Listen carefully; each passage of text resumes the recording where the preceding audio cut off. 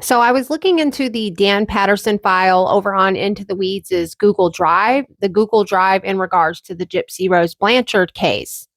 And we have two images of the advice of rights that Nicholas Godejohn filled out, and it's dated for 6/16/2015. Now, this is all alleged and for research purposes only. I mean, witness, does that look like it says Angela Mahoney to you?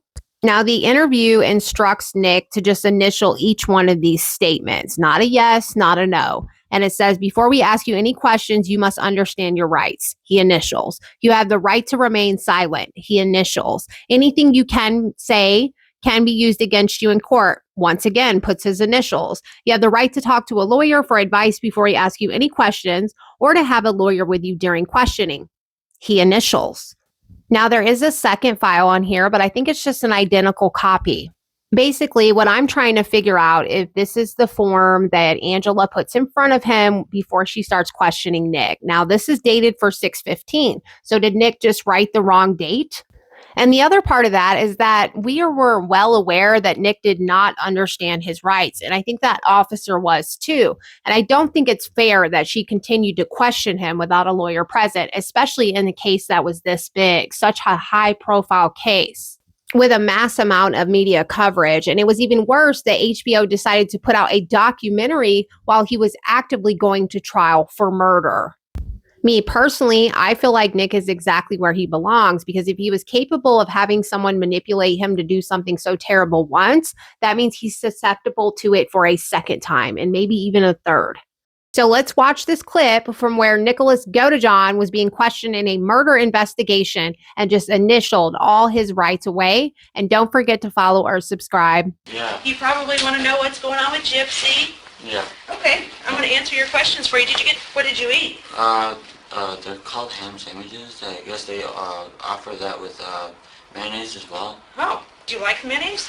Well, I don't like them with bologna though, so it's just the mayonnaise. But not when I just left alone because I've been like so worried, sick about Gypsy. Okay, before I do, I'm going to read you your Miranda rights. Have you ever been read your Miranda rights before? It sounds familiar. Sometimes they do it on TV.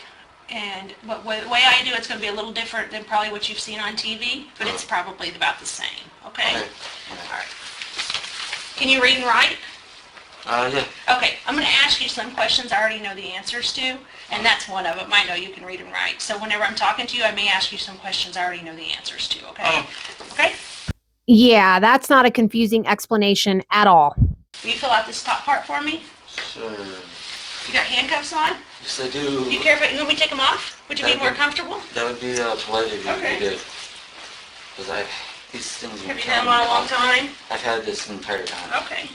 We'll take them off so you can get a little more comfortable. Been waiting for that for a long time. Alright, so